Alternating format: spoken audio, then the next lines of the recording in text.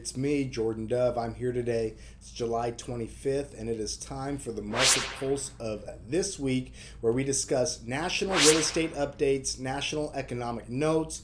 We discuss the local Southern Nevada market, and we review last week. We're going to make some predictions for this week, and we are watching what the Fed does and not says. All right, so let's get into it. Here's the quote of the week. This one comes from me. I made it a little short. If you have a plan B, you are not completely focused and committed to plan A. I believe that. I genuinely believe that. All right, so let's get into our national market update today. Existing home sales were off 5.4% in June, and that was blamed on falling affordability. Yet 88% of the homes sold were listed less than a month and closed within less than a month. So it's good to see inventory rising relatively rapidly. It's up 2.4% from a year ago. That means that there are more options if you are in the market to buy. Housing starts, which is new construction, the builders, that slipped 2% in June, all due to single families that were down 15.7% the past year. But the slowdown, it does make sense as homes are already under construction, sit at the highest level on record back to 1970. You heard that right. The homes that are already under construction are sitting at the highest level on record back to 1970. So a lot of people tell you they're not building fast enough. Well, they're building faster than they ever have since 1970. Now, the National Association of Home Builders Index of Builder Sentiment, it posted its largest monthly decline since early in the pandemic, dropping from 67 in June to 55 in July. And builders are worried that the mortgage rates are temporarily pricing some buyers out of the market, and that's definitely true. Buyers are now priced out of the market at these prices with these elevated interest rates, but there are some things you can do to get that interest rate down, which I spoke about on my last video last week. It's called a seller buyback. Okay, I'll talk a little bit more about that in a little bit. But active listings across the United States have surpassed July 2021 levels as of June 30th, 2022. The Fed housing data, I'm going to put the chart on the screen here, shows that 619,305 properties are active. This count is of active single family and condo townhome listings for the United States market. Another key data marker from Fred is price reduction on active listings in the United States. As of June 2022, there were 266,812 price reductions compared to the 619,000 active listings. That means that 36.62% of all listings reduced their price in June. Price reductions are rampant. So median prices in July 2022, which we should have here in about a week or so, is going to give us a much more clear picture so we can look at it with clear eyes of the national market trend and the direction that we are heading. Okay, and as you can see, the early data models are starting to reflect a cool down in the housing market sparked by these higher interest rates, which are essentially making homes unaffordable at these current levels.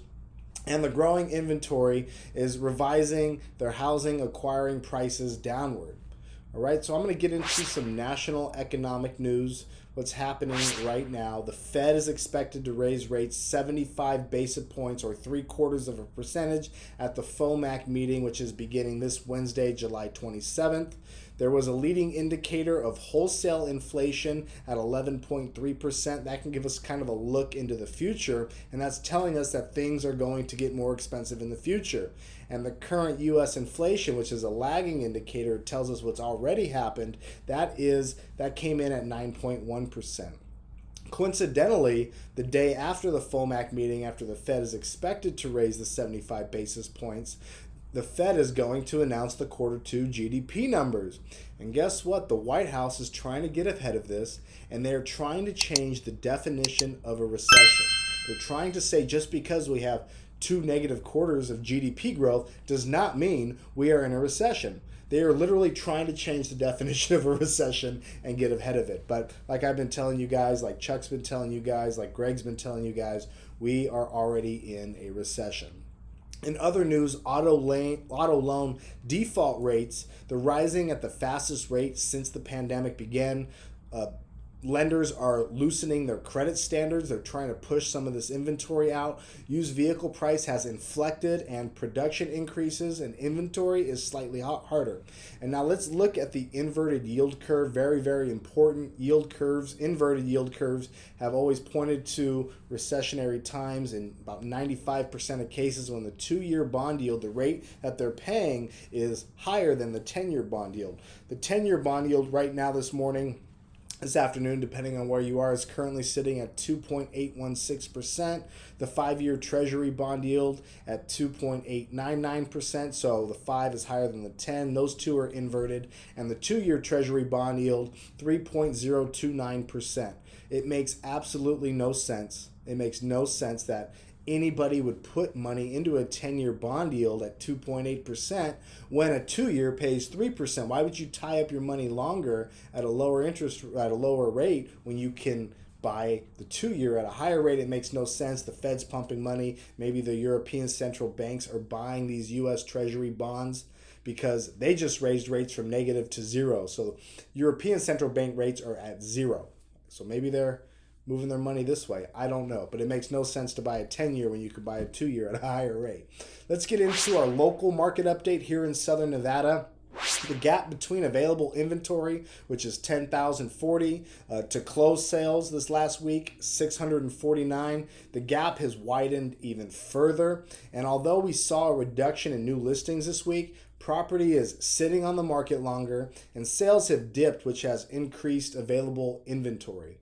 Our local real estate market saw almost 2,000 price reductions on available inventory, about 20% of all active listings, with an average of a 4% price reduction. From the listing price to the new reduction, the average was about a 4% decrease. The current absorption rate for the Southern Nevada market the past 4 weeks is at 28.79%. And to put that into context and a better perspective, 6 months ago, the absorption rate was over 100%, just an absolutely staggering high number.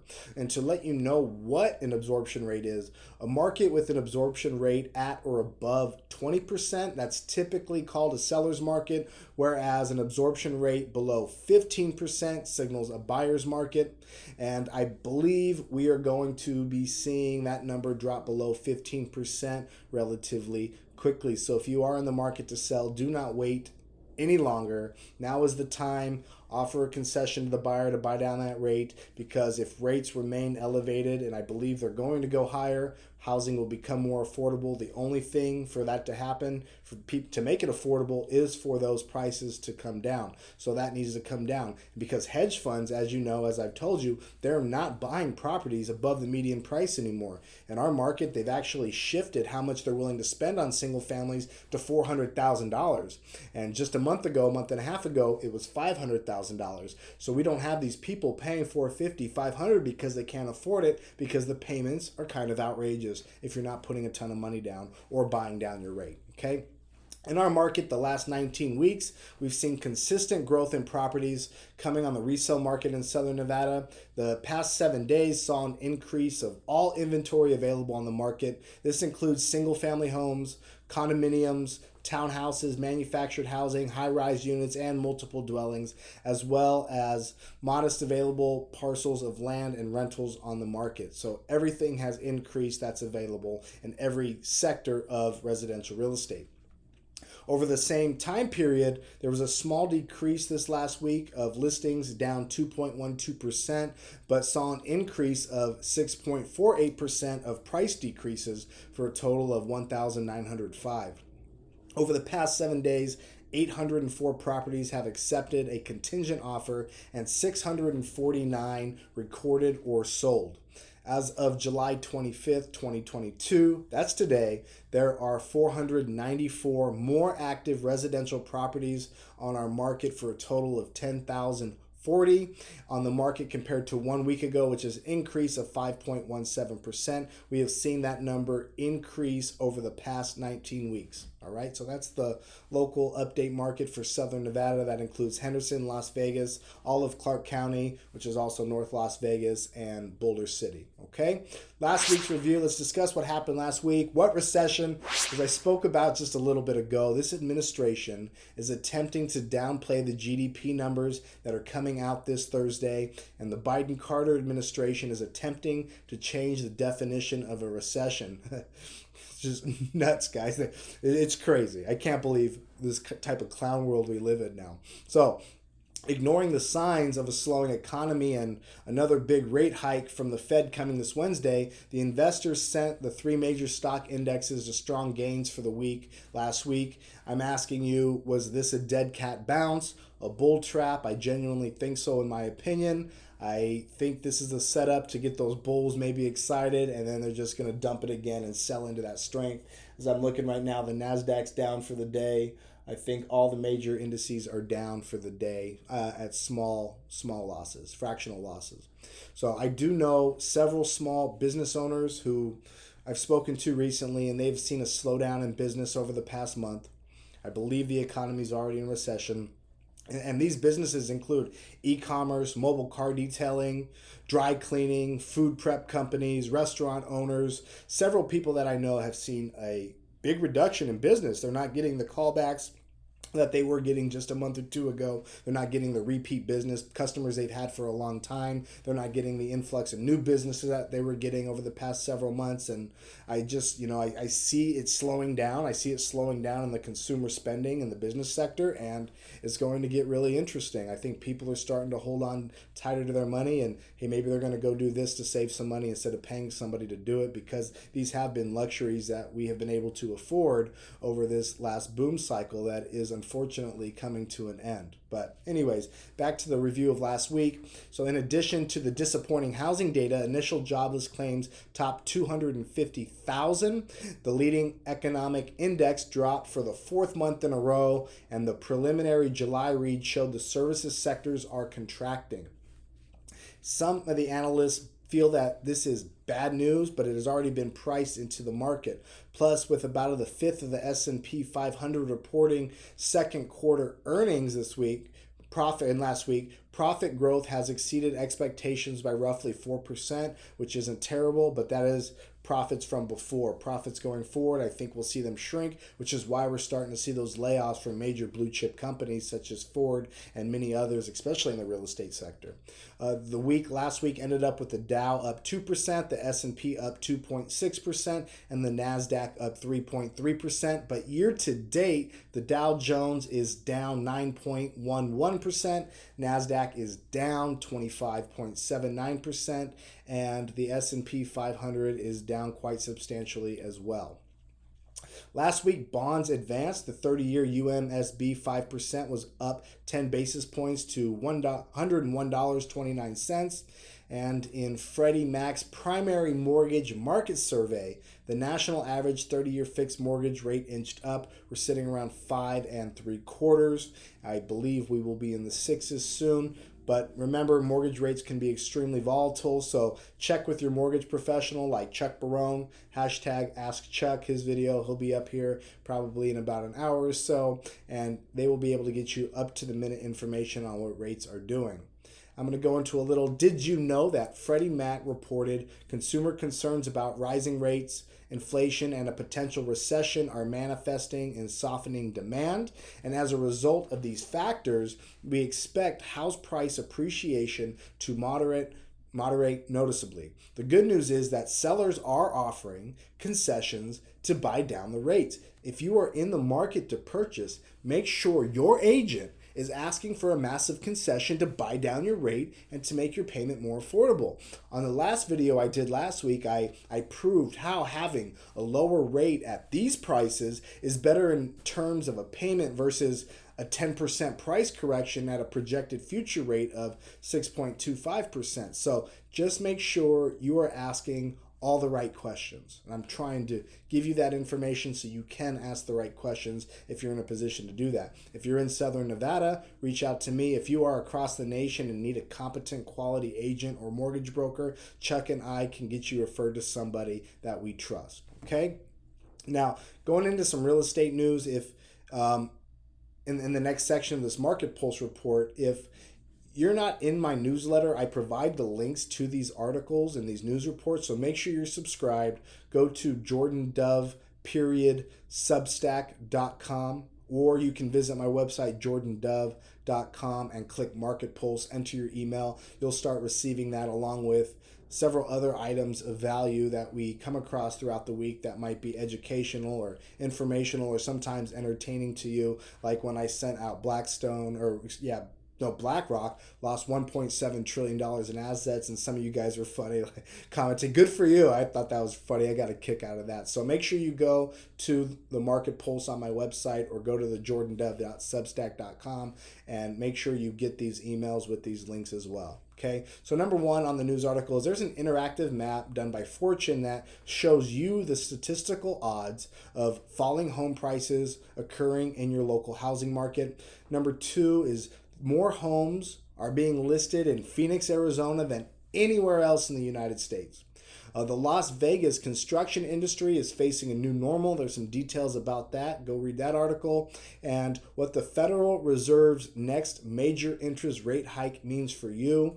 And it's going to get interesting out there. So make sure you guys are conserving, maybe being a little more wiser on your spending, not splurging, not making those impulsive decisions. I know it's really hard to do, but really try to save where you can, because we think that there is going to be opportunities in the future, and we want you to take advantage of those opportunities so you can build wealth for you and your family. Okay, so this week's forecast is going to be new and pending home sales are going to be down, inflation and the Fed rate up. The data-packed week includes June new home sales and pending home sales, both forecast to be down.